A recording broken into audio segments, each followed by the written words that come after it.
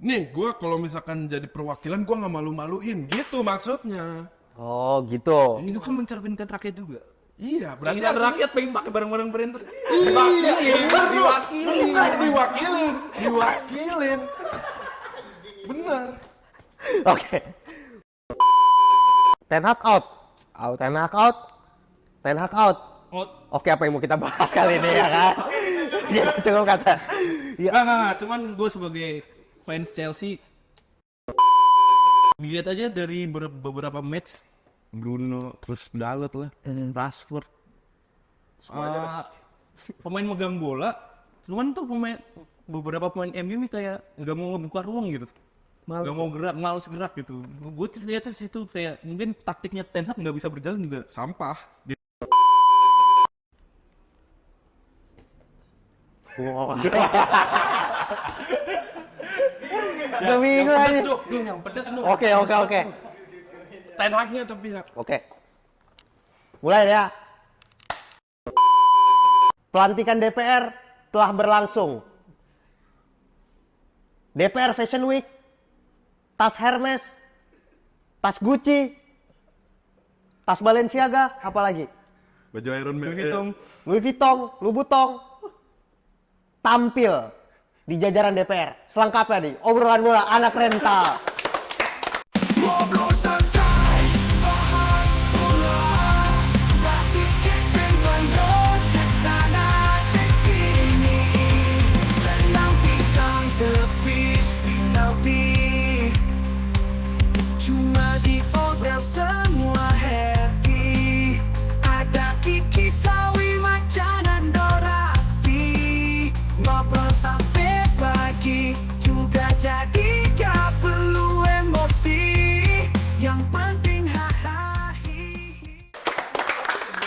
Gua kira ngomongin Ten. Belum. Jangan spill dulu dong mas. Jangan spill dulu.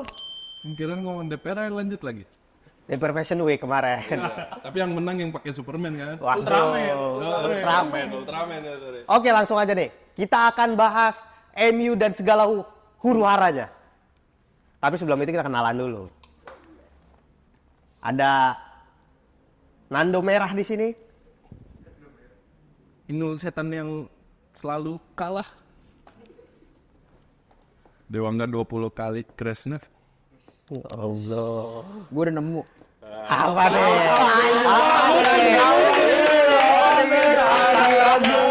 Ini yang tunggu-tunggu nih. Siap-siap Apa? kaget. Siap bro. Udah di hype ini. Mowi Akam si Manchester. Akam siapa tuh Akam sih bang? Lanjut. Lanjut ya. DPR gimana Deo? DPR. Kemarin nih. Apa? Bro, banyak yang pakai barang-barang branded katanya. Gak apa-apa. Itu kan mereka artinya mereka mampu kan? Mampu. Nih, gue kalau misalkan jadi perwakilan gue nggak malu-maluin gitu maksudnya. Oh gitu. Itu kan mencerminkan rakyat juga. Iya, berarti Keinginan artinya rakyat pengen pakai barang-barang brand. Diwakilin. Benar. Oke. Biar nggak malu-maluin. Sekarang gimana caranya Ten Hag biar nggak malu-maluin MU nih? Oh, gue tahu jawabannya. Kita langsung masuk ke topik aja lah. Langsung aja ya. Ini takut ada apa? Pertanyaan apa tadi? Ten Hag. Ya, gimana biar nggak malu-maluin? Iya dong. Jawabannya satu. Cabut dah. Cabut udah nggak ada ruang lagi, ruang kesabaran lagi buat lu. Mending resign timbang dipecat ya nggak sih? Iya ya. Iya loh. Harga diri mulai. Lu setuju? Semua setuju. Gimana mau? Katanya dipecat aja, dibanding resign nih, dibanding dipecat katanya. Setuju sih gue. Resign. Resign, lebih terhormat ya. Lebih terhormat. Nah itu makanya. Prosesnya udah cukup kali ya. Udah cukup sampai Porto kemarin gue nonton anjing. Ten Hag out. Ten Hag out. Ten Hag out. Oke, apa yang mau kita bahas kali ini ya kan? Ya, cukup kata. Ya. Nggak. Cuman gue sebagai fans Chelsea, Ten Hag stay lah. Sampai ketemu Chelsea. Sampai itu makan Arsenal tuh juga. Ini masih ada waktu sampai Januari. Kayaknya nggak apa-apa Ten Hag stay. Oke. Ada waktu lagi anjir. Gak ada waktu menurut lo. Tapi melihat dari pemain-pemain yang terjun di lapangan nih Deo. Rashford kehilangan sentuhan udah satu musim terakhir. Bruno back to back red card. Højlund dicadangin dengan Zirkzee striker. Terus Diego Dalot masih dipertahankan di kiri. Menurut lo apa yang harus dilakukan nih, Dew? Aja jadi kangen capek gue. AWB. Bacot lagi Crystal Palace. Sumpah. Jadi kangen AWB dijual murah. Berapa sih dia? 12 ya? 12 ya? Itu murah banget lah, filter Allah gitu ya dapet. Rabbi. Enggak, lu setuju nggak kalau AWB main? Itu tipikal orang yang ini gua kasih padang asalkan bola lu kasih. AWB. AWB lu walaupun ya kan nickname-nya Spiderman. Tapi kemarin pas AWB di MU elu-elukan untuk cabut deh. Gimana nih? Ya gua nggak bilang AWB itu jantung pertahanan sebenarnya di AWB menurut gua. Apa yang perlu harus diperbaiki lini mana dulu gitu loh? Itu yang pasti. Lini belakang itu bagian kirinya. Masih Bagian nggak kiri. tahu nih sebenarnya Dalot itu Lisandro dengan Delight udah oke menurut masih lo? oke lah, anggap aja masih oke. Itu sebenarnya bagian kirinya nih. Diogo itu sebenarnya berkompeten nggak di kiri. Ya. Kalau tengah juga menurut gua oke-oke aja sih. Gua nggak, kalau Bruno ya yang tadi lu bilang red card 2 kali berturut-turut, yang pertama itu nggak deserve kan? Oke. Ya, bahkan di overturn sama Iya. Oke. Eva ya. Banding juga. Ya, Banding juga. Menang kalau dia menang. Man. Kalau yang kemarin sebenarnya kayak apa ya? Itu kalau lu lihat replaynya, kepalanya nggak kena, lebay aja itu pemain Porto. Oke, nanti kita bahas kartu merah. Kita bahas nih. Lini depannya depan dulu. itu yang harus di highlight. Siapa menurut lo dengan kapasitas pemain sekarang? Oh, kalau pemain yang ada ya. Iya dong. Kan musim lagi. jalan. Sirsinya kunciin di kamar mandi, Højlund masuk terus. Contoh ya, kenapa gue bilang Højlund, dia starting langsung gol. Cetak gol. Langsung cetak. Lawan Porto golin ya? Golin. Untuk sisi sayap nih. Permasalahan ini di sisi sayap menurut gua sekarang. Garnacho gue sih masih. Oh, menurut lu karena itu jadi problem ya? Enggak, masih Masih starter. Iya, gue juga setuju. Kalau misalkan menurut opini gue, kirinya itu bolehlah si Amat lah, anggap Amat, Højlund, Garnacho. Job desk-nya Amat sama Garnacho kasih makan Højlund.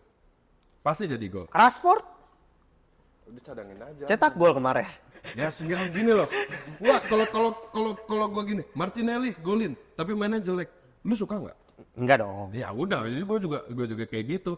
Rashford kemarin mainnya tuh ya Kosong. Bing Rashford aja. ya udah Rashford 300 pounds Lebih a week. karena setelah 2-0 at least notabene dia nggak turun sama sekali ya. Nah, itu sampai ke dia. golan 2 sama 2 ya. kali. Ya. Udah 2-0, 2 gol berturut-turut. Itulah kemana lah. Jiwa bermainnya tuh kemana? Ini Fighting spiritnya kurang gitu fighting, menurut lo. bukan kurang, nggak ada. Ini peran pelatihnya mana sih? Berarti bukan lini yang lu sebutin tadi, lini manajemen yang harus diganti. Pelatih, iya pelatih. Sama Zirkzee sama Rashford cadangin aja, nggak usah jadi anak kesayangan. Jual kah? Rashford jual. Rashford Dengan misalnya 60 juta. nggak, bagi gua cadangin dulu biar dia nambah motivasi. Ya, Kalau misal ditawar Arab atau you name it 60-70 juta boleh, lepas. boleh lepas. Buat beli winger baru ya, Buat- fresh ya. Iya. Tapi gila juga beli winger kayak Rashford segitu. Nah, kalau Arab gitu. sih, kalau Arab sih, Iya, Ivan Toney aja Ivan 70. Toney aja. ya, ah, masuk akal lah, masuk akal lah. Masuk akal kalau Arab. Gue nge-highlight kata Lumu tadi, manajemen. Kenapa manajemen MU? Ten Hag tuh menurut gue ya, dia tuh kayak nggak dapet respect dari para pemain. Ten Hag Harusnya. itu. Harusnya Kayak gitu. Harusnya ya punya karisma, pelatih itu harus punya jiwa kepemimpinan. Dan Padahal di Ajax dia bisa membuktikan membangun skuad yang cukup prospek ya. Spartan juga. karena ya. beda isinya juga. Ego ya? Ego pemain MU itu mereka kayak ngerasa star gitu loh. Sedangkan di Ajax ya kita sama-sama gitu. Ya. Menurut gue gitu. Ajax mungkin sebagai klub untuk lonjakan karir ya. Kalau MU itu udah puncak karir, tapi ya balik lagi gimana Nul? Ten Hag nih. Ya itu sih dia pasti nggak bisa menguasai locker room. Dilihat aja dari beberapa match, Bruno, terus Dalot lah, Rashford. Pemain megang bola, cuman tuh beberapa pemain MU nih kayak nggak mau ngebuka ruang gitu. nggak mau gerak, males gerak gitu. Gue lihatnya situ kayak mungkin taktiknya Ten Hag nggak bisa berjalan juga. Sampah. Jadi gara-gara mungkin ada faktor dari pemainnya juga, Ten Hagnya yang nggak tegas juga.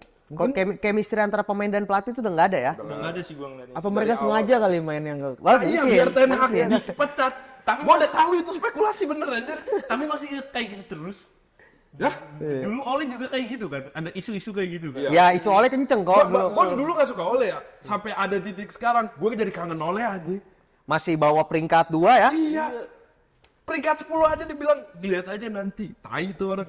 Ngentot. Kesel gua. Kesel banget. Batu sih itu. Sumpah. Berarti udah nggak ada yang bisa dipertahankan nih dari Ten Hag nih. Gak ada. Apa lagi coba?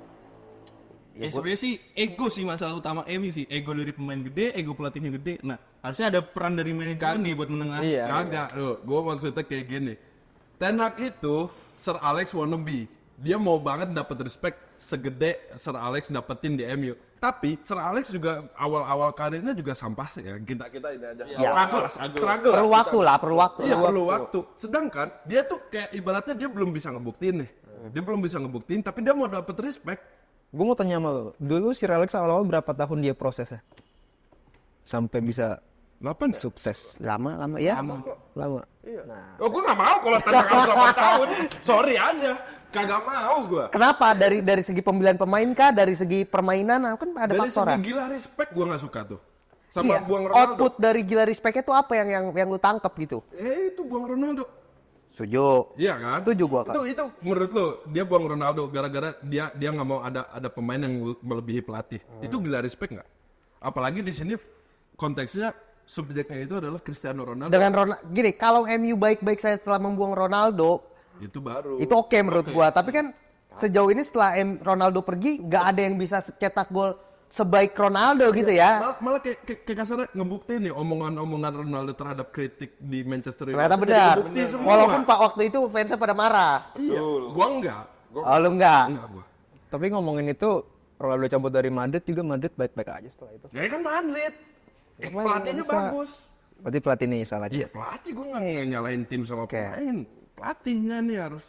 Untuk pemain, kalau Dewa bilang ini salah Ten Hag, kita spesifik Bruno Fernandes. Gimana Nur? Back to back red card. Posisi tim lagi dikejar, lagi tight game. Ya kalau menurut gua sih ya emang terlepas kontroversial dari kartu merahnya ya. Ya. Yang pertama yang kedua nih. Ya dua-duanya sih menurut gua masih Oke. debatable lah. Ya cara main lu lah, kan bisa dihindari dengan cara main lu kan, ya jangan gerasa kerusuk lah, lebih kalem. Terus juga Bruno juga kan ya egonya tinggi juga kan dia. Gue lihat sih emang ya kalau Bruno sih jual aja sih datang gue. Jual. Gimana Del? Gak mau gua Bruno dijual. Kenapa? Dengan gini, maksud gua 2 kali back to back red card, performa menurun, dan menurut gua red card kedua adalah posisi tim 2 sama nih. Iya dong. Abis dikejar. Ya. Dia tahu posisi dia udah kartu kuning. Udah kena kartu itu. Harusnya dia bermain play safe dong. Lebih hati-hati, jangan ambil resiko, lebih bermain simple, lebih bermain pasti. Dia duel bola udara, kakinya naik setinggi pala. Menurut gua layak kartu kuning. Layak. Kalau kartu merah menurut gua nggak layak. Tapi karena dia udah kartu kuning, itu dapat kartu kuning, dua kuning, red card layak menurut gua. Dan menurut lu performa Bruno deh dari sejauh ini, apa yang terjadi dengan Bruno? Kalau masalah agresivitas ya, Ya. kenapa dia agresif banget main? Apa yang terjadi gitu? Kenapa menurun Bruno? Dibilang menurut sih enggak, dia punya impact yang tersendiri lah gue bilang. Tapi kenapa kalau misalkan pertanyaan kenapa dia main agresif banget? Siapa lagi yang di situ main agresif gue tanya? Enggak, maksud gue dengan red card kayak gitu kan dia nggak perlu ambil resiko kaki setinggi itu Iya, Aslinya kapten lagi dia kan. as a captain. Iya, mungkin Dia lebih banyak protes daripada bikin chances created loh. ya berarti di sini kan ada. Iya dong. Iya dong. Ya berarti di sini ada peran pelatih ya, gue nggak mau nyebut nama, ada peran pelatih Oke. yang di sini kagak bisa ngontrol pemainnya. Tapi kenapa Bruno dan Rashford selalu dipasang dengan performa Ya Bruno menurun ini? ya Bruno gitu. Rashford, Ya emang di tengah siapa yang berhak yang Mason layak? Mount, Hah? Mason Mount. Kunciin itu kunciin Loh, aja. kan Di Chelsea oke itu. Jadi Chelsea. Nih Bruno dan Rashford selalu dipasang loh sama Ten Hag. Ya Bruno-nya masih oke lah. Rashford-nya itu yang Bruno menurut lu masih oke? masih oke gua. Gimana mau menurut lu? Mas Portugal dia biasa dia Mas betul. Kagak, lu dibandingin sama lini tengah yang lain. Enggak, dulu emang bagus Bruno gua lihat ya. Ya, kita dari Tapi performa sekarang ini, dong. Awal-awal oke lah. Malah Gacor kayak banget malah. 2 tahun ke belakang sih menurut Ya. gua Bruno tuh kayak udah nggak kayak dulu Bruno lagi. Gak kayak pas dia datang Januari ya. Iya, Mungkin rasa star mungkin ya kalau gue lihat. iya kayak dia Pelatihnya. star syndrome kali ya Bruno. Setuju gua. Itu udah gue bahas di podcast mungkin udah lama banget lah, gue sering banget highlight Bruno ini. Gue ngerasa dia egonya tuh dia udah kemakan sama egonya sendiri menurut gua. Kan? Tumbang kan? Tenang, Bruno, santai Bruno. Bruno marah. Iya tuh gitu. Bruno ini egonya tuh udah ngemakan dia menurut gua. Terlalu banyak protes, terlalu banyak marah, terlalu banyak ekspresi-ekspresi yang dongkol gitu di lapangan. Dan menurut gua sebagai as a kapten, lu nggak bisa kayak gitu dong. Iya. Gitu loh pertimbangannya kan. Lu tuh kapten nggak cocok lu kayak gitu loh. Iya. Tapi kalau dibandingin sama yang lain enggak. Dia itu pemain yang satu-satunya pemain MU di starting yang main itu pakai passion loh. Tapi kemarin kalah sama Tottenham karena red card Bruno loh. Ya itu kan apes. Maksud lu modal bisa hustle doang kali dia. Ya bukan modal hasil juga, semua juga harus ada identitas ya dalam permainan. Di sini MU lu main dan lu nonton dah MU dah, kalau nggak gedek. Kalau lu bukan fans MU ya lu pasti Seneng, ketawa, seneng kan. tapi gue bukan fans MU, gua nonton. Ya, lu bayangin lawan Porto, gua rela-relain gua besok gawe, gua rela-relain gua Jam tidur 3 jam ya. 3 cuman ya Allah ya Robby. Padahal ekspektasi udah 2-0 udah tinggi dong. udah tinggi lu. 2-1. Oh 2-1 aman, 2-1. Makin sini. Walah 3-2, Cuk. Ada apa dengan lini belakang? Oke, kita ke Porto sekarang. Lawan Porto kemarin. Lini belakang ada apa, Deo? Lini belakang sebenarnya nggak bisa di-highlight gitu aja ya. Maksudnya kayak sebenarnya kalau misalkan dianggap udah berjalan sesuai harusnya gimana, sebenarnya berjalan. Yang gua sayangin adalah ketika apa ya? Kenapa skemanya itu bisa di mana di sini tim sekelas Porto aja bisa dapat 2 gol secara berturut-turut Ya. gitu. Walaupun 3 gol. ya 3 gol berturut-turut ya, maksudnya 2 gol dalam first half. Iya. Kenapa masih bisa lolos ya hal-hal kayak gitu? Apakah ketika 2 gol udah tercetak skemanya terganti kan? Kalau misalkan kita lihat semenjak udah 2 gol ini temponya mulai berubah, Lambat. mulai melambat. Kenapa bisa begitu? Apakah pemain-pemain MU ini ngerasa oh udah aman, udah Porto udah 2 gol? Ternyata 2-0 di Eropa nothing ya. Nah memang harusnya nggak main di Eropa menurut gua. Harusnya Di Shopee Cup. Kagak, Abdul Cup. harusnya kagak, enggak, ya gue jujur ya, gue sebagai pendukung MU gitu, enggak deserve kita main di Eropa, tiga kompetisi Eropa itu. jadi musim ini done nih buat MU nih. Sebentar. Lu kenapa ngerasa nggak deserve? Padahal gue ngeliat pemainnya tuh bagus-bagus gitu loh MU. Tapi setuju, kalau dari pemain setuju tapi gua. kenapa MU kayak begini loh? Gitu. Ya itu maksud gue, Estetiknya yang kurang. kita bisa lihat pemainnya bagus-bagus, tapi permainannya bagus enggak? Itu dia maksudnya, pemain kalau misalkan emas semua. Lu masih yakin kalau Ten Hag doang yang bikin jelek? Iya.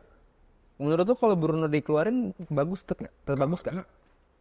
Enggak. Ya Bruno ada nggak ada Bruno-nya aja ya. MU ya gitu-gitu aja sebenarnya.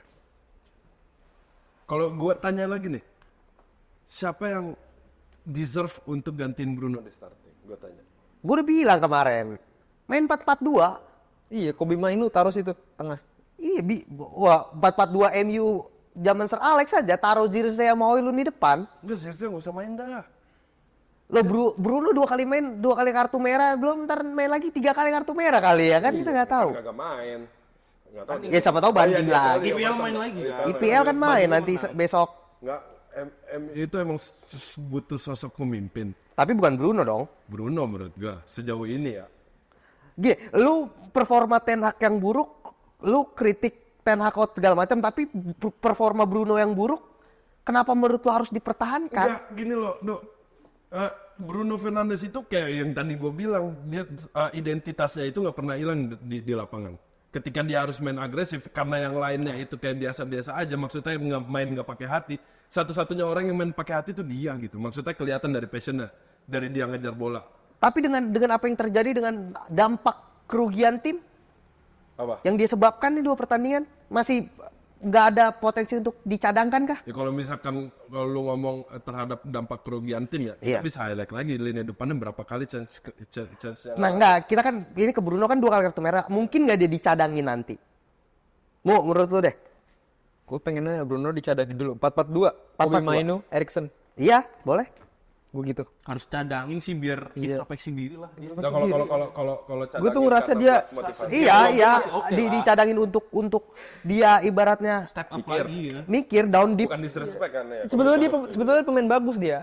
Emang Iya, dia tuh pemain bagus tapi nggak tahu kenapa Pelatihnya belakangan ini. sama. Bruno itu secara individualnya bagus, Iya. tapi ketika di MU ini sekarang ya, ketika di tim gak ngeblend sama yang lain. Menurut gua ya, apakah Ten Hag berani? Pertanyaan menurut lu, apakah Ten Hag berani nih cadangin Bruno untuk 2-3 game ke depan? Harusnya berani sih. Buat biar mikir lah kasarnya. Harusnya berani dan harus dilakuin kalau Karena dia menurut udah gua. ngelakuin itu ke Rashford kan? Ya harus dilakuin biar ya yang gua highlight tadi kan Bruno star syndrome kan.